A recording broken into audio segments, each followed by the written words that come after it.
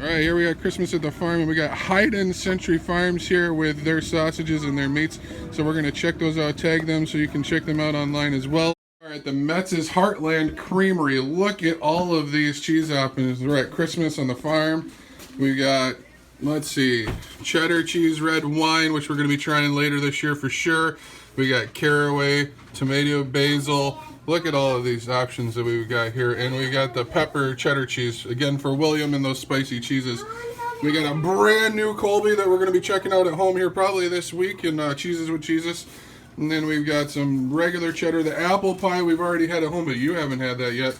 So we're going to try that out. And then a blonde bacon as well. And then we got the regular curds. We went over to Bongar's this week, and we're looking at the curds that they had there. We got some awesome curds here as well. We're going to be checking each of those out here with Jesus and Jesus here in the future. So we're going to go check out the rest of the farm and see how things are going today at the Metz Hart-Land Creamery. Okay, so maybe Cheeses with Jesus is a little confusing today because we went off-site. We're on a farm. We're learning a little bit about cows and things. And what does that have to do with cheese? Well, actually a lot. But today we're also kind of having that same struggle here in chapter 7 of Luke. Right? We're listening to the scribes and the Pharisees not understand Jesus. They don't understand what's going on, what's taking place, and why it's happening. So we're going to look at that together as we sit down. Hopefully you found some good cheese and enjoyed the shots here out on the farm today. Chapter 7. After he had finished all his sayings, in the hearing of the people, he entered Capernaum. Now a centurion had a servant who was sick at the point of death, who was highly valued by him.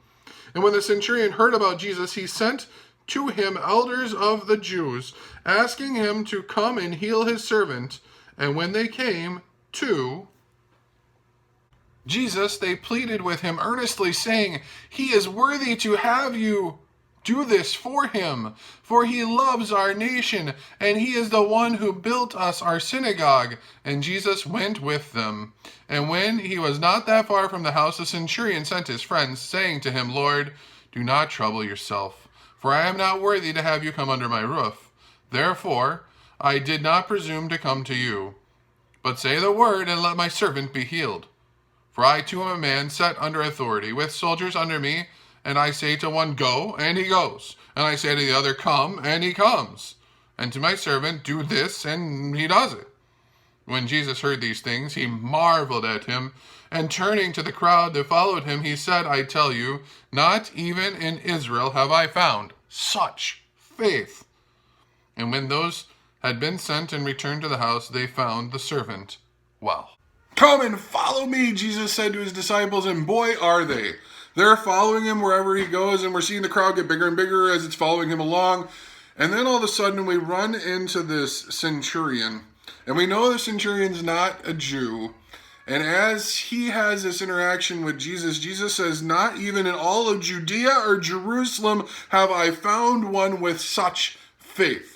This man heard from a distance who Jesus is, what Jesus can do, that he can heal, that he can raise, that he can make the blind to see, that he can make the lame to walk. And as all of these things are happening in these chapters of Luke, what takes place is this centurion, this non-Jewish follower of Jesus, this guy who shouldn't be a believer, calls him to come and heal his servant.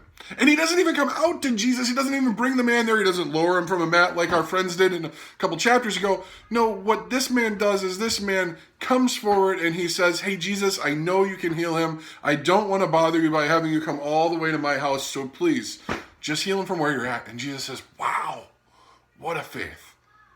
Where are you? Does Jesus seem far off?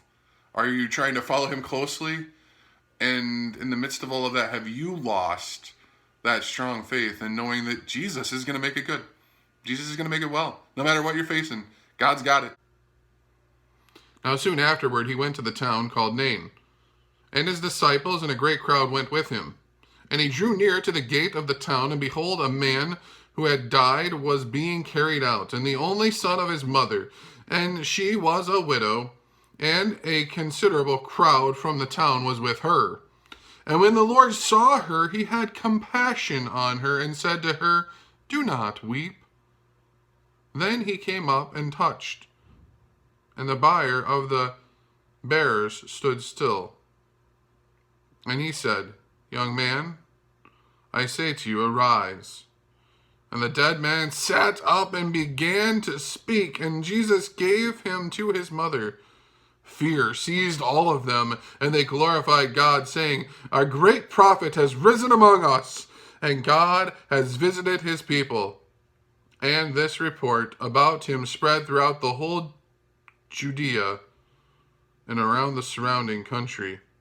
The disciples of John reported all these things to him, and John, calling 2 of his disciples, sent them to the Lord, saying, are you the one who is to come, or who shall we look for another? And when the men had come to him, they said, John the Baptist has sent us to you, saying, are you the one who is to come, or shall we look for another?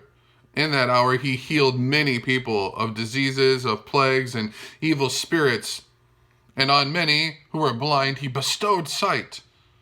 And he answered them, go and tell John what you have seen and heard. The blind receive their sight, the lame walk, lepers are cleansed, the deaf hear, and the dead are raised up, and the poor have the good news preached to them. And blessed is the one who is not offended by me.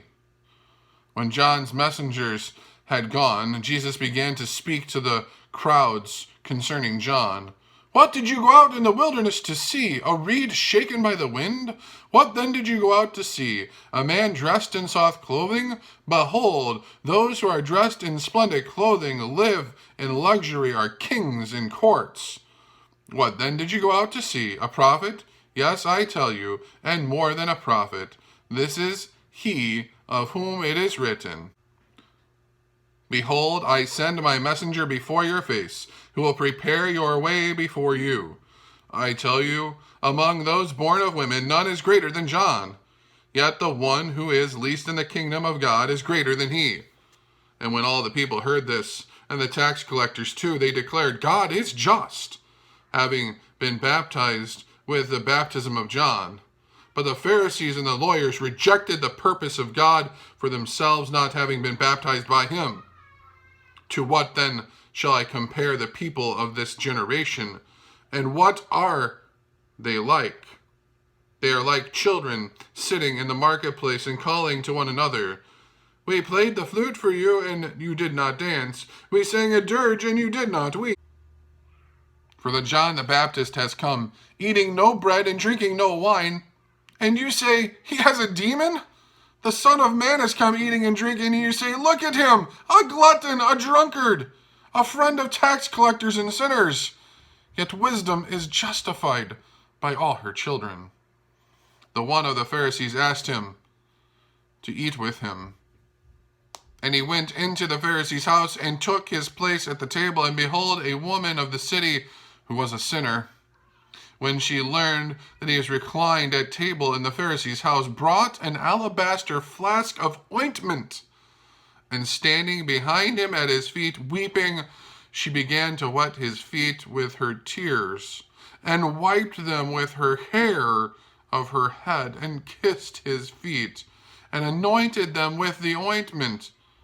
Now when the Pharisee who had invited him saw this, he said to himself, if this man were a prophet, he would have made known what sort of woman this is who is touching him, for she is a sinner. And Jesus answered him, saying, Simon, I have something to say to you. And he answered, say it, teacher. A certain moneylender had 2 debtors. One owed him 500 denarii and the other 50. And when they could not pay, he canceled the debt of both. Now which of them will he love him more? Simon answered, the one, I suppose, for whom he canceled the larger debt. And he said to him, you have judged rightly. Then turning towards the woman, he said to Simon, do you see this woman? I entered your house. You gave me no water for my feet, but she wet my feet with her tears and wiped them with her hair. And you gave me no kiss, but from the time I came in, she has not ceased to kiss my feet. You did not anoint my head with oil, but she anointed my feet with this ointment. Therefore I tell you, her sins, which are many, are forgiven, for she loved much. But he who is forgiven little loves little. And he said to her, Your sins are forgiven. Then those who were at the table with him began to say among themselves, Who is this, who even forgives sins? And he said to the woman, Your faith has saved you. Go in peace. There's some really rich stuff here. Hopefully you found a really rich cheese to eat. I don't know. Have you heard some of the sermons on this sinful woman who anoints Jesus' feet with her tears, with expensive oil, wipes it with her hair? This is almost a love story. It's not, but it's almost a love story, the way that they're interacting with one another, because this woman understands her sin, she understands her pain, she understands her need for something outside of her to come and save her. And Jesus is that. And yet, those watching from the outside are like, Sinner! What are you doing, Jesus? Why are you interacting with her? Why are you eating in a room full of sinners? And Jesus has compassion on her. Jesus shows love to her. Even when she least deserves it, he cares for her, lifts her up, and shows those in the room that she's just like all of us. Right? She realizes her position. She's a sinner in need of God's love, and that's exactly what God's going to give to her. Love, forgiveness, and compassion, even when she least deserved it. Even when she's embarrassed in public by what she's done and others are calling her out on it. Jesus defends and protects her and says, she's still my loved child, and so are you.